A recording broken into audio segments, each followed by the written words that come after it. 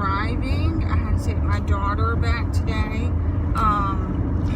I just wanted to give a day 6 update on the keto diet, and also wanted to give a background of, I guess, maybe why I possibly have gained all this weight in the past year or so. Okay, day 6, I woke up feeling great, so much better than yesterday, so much more tolerable of my urges and all that. Really haven't had any kind of craving. I really haven't even been just dying hungry today. I did eat. I ate a spinach omelet this morning, which, yeah, I do not like eggs, but I ate it. It was good. So I had that, and then I had salad for lunch. But like I said, I haven't really been hungry. I ate just to make sure I didn't get sick later. And I ate just enough till I was full. Okay, so why maybe I've gained this weight, especially in the last year. Now I have a 2-year-old, so obviously I had pregnancy weight, but I feel like I got rid of what I gained after I had her, and I maintained that weight. I never really just lost a whole bunch, being back before me and my husband, had a baby, but I at least maintained it for a whole year, if not lost just a little. This past year has been, so much has happened. So my husband was a law enforcement officer in where I'm from, which is Minden, Louisiana. And last year, after my stepdad passed away, like literally within the month, my husband got a oil field job offer, and we talked about it. The income was awesome. I mean, it just, our goal to get to our goals was, we had goals set, and to reach those goals, we knew we had to make some kind of move, because he just wasn't making enough at the police department. And this justified uprooting the family and moving to a place we didn't know or, lived or anything like that. So me and him decided together, I'm sorry, I'm driving and my steering wheel's getting in the way, but oh well. So we decided together that this would be a right move, because we would be able to accomplish our goals quicker and have a better life for our children and ourselves. So we bit the bullet, and we made that choice to move. Now I have a 15-year-old daughter through my previous marriage. My daughter has always gone to school in Minden. There might have been 1 or 2 years that, she didn't go. We moved off somewhere, but we immediately came back. But pretty much, she has lived in Minden her whole life. So she has her friends that she's had since preschool, her experiences, everything. And plus her dad as well lives in Minden. So she didn't want to tell me she didn't want to go with this. But she became really depressed, crying all the time, and talking to her dad about it. Which in return, he ended up coming to me and talking to me about it. And I had to really do some soul searching, because, she was 14 at the time. Yeah, right, she is mine. She's going to live with me. She's been with me her whole life. I'm not just going to leave her that quick. So we went through a phase where, okay, we're going to make you go.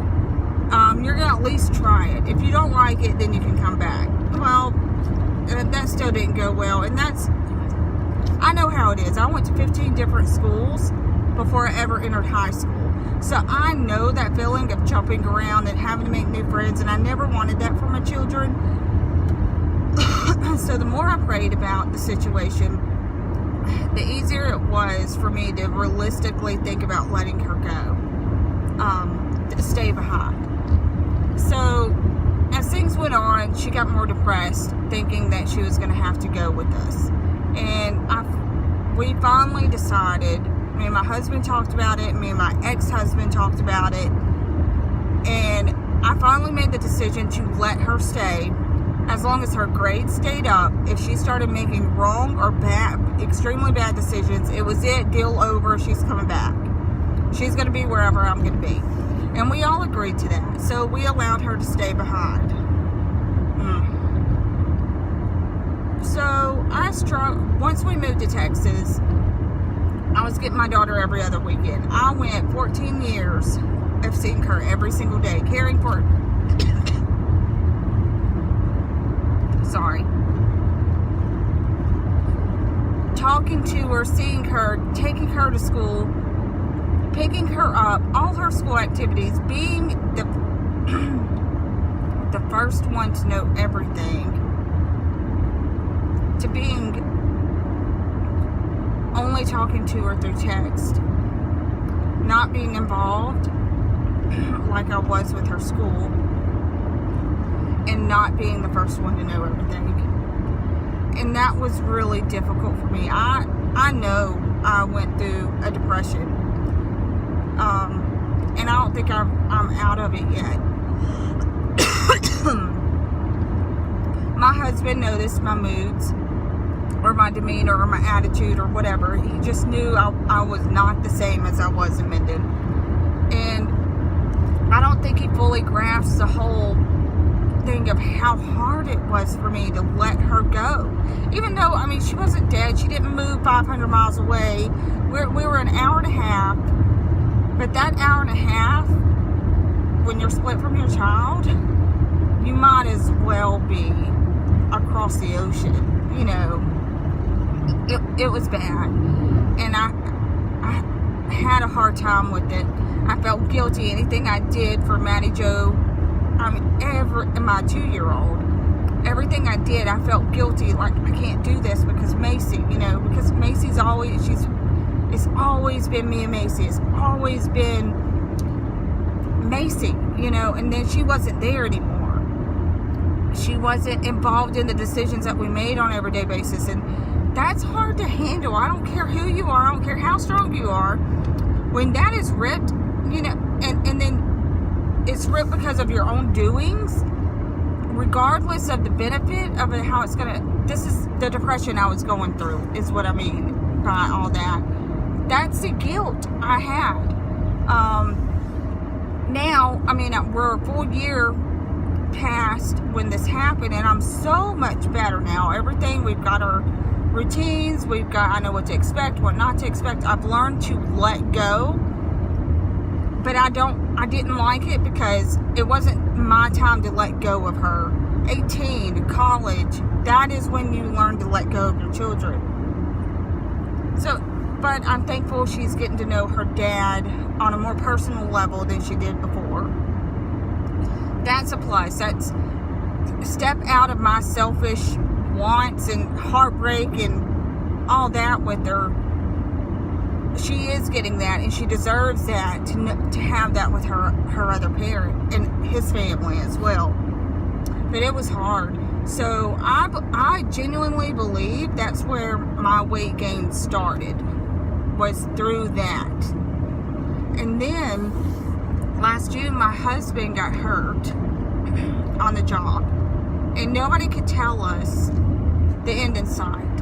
We had no clue what was going to happen, how long the process, we had no clue.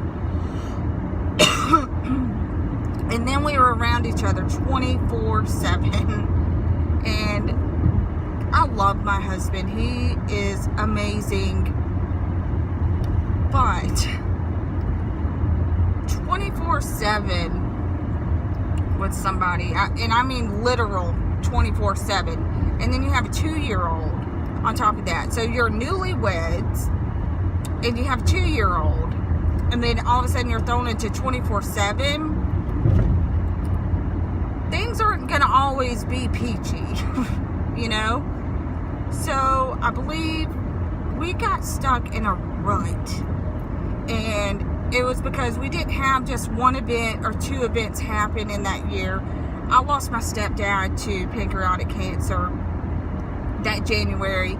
The end of that January, my husband got the new job in the oil field. So by the end of March, we were living in Texas. My child stayed behind. And then my husband got hurt. And we didn't know whether we were coming and going, up, down. We had no clue. And then on top of 24/7 with a 2-year-old, or at the time it was a 1-year-old, now 2-year-old. And then we had to move again in October up here to Arkansas with my dad. It has just been hectic. So I believe that's where my weight gain has stemmed from in this past year, is because all the events, and they were major life-altering events. You can't tell me otherwise. So of course there's food. I never was dependent on food before. I never had the, other than, I like my sweet stuff. Not just all the time, but at least once a week I'd have sweet stuff. No, this past year, oh no, I had to have it every day. Every day, and sometimes more than once a day. Sometimes more than 3 times a day. And then my monsters played into that. And I have previously, before the weight gain and everything, I had a TIA about four or 5 years ago, and I never really changed my habits. Really, I stayed on the monsters. I was warned not to drink them anymore, but I stayed on them. I've had a lot of events happen throughout my years, and that will be for another vlog. But I just wanted to touch base on this. That this is what I think put me in the situation with my weight today.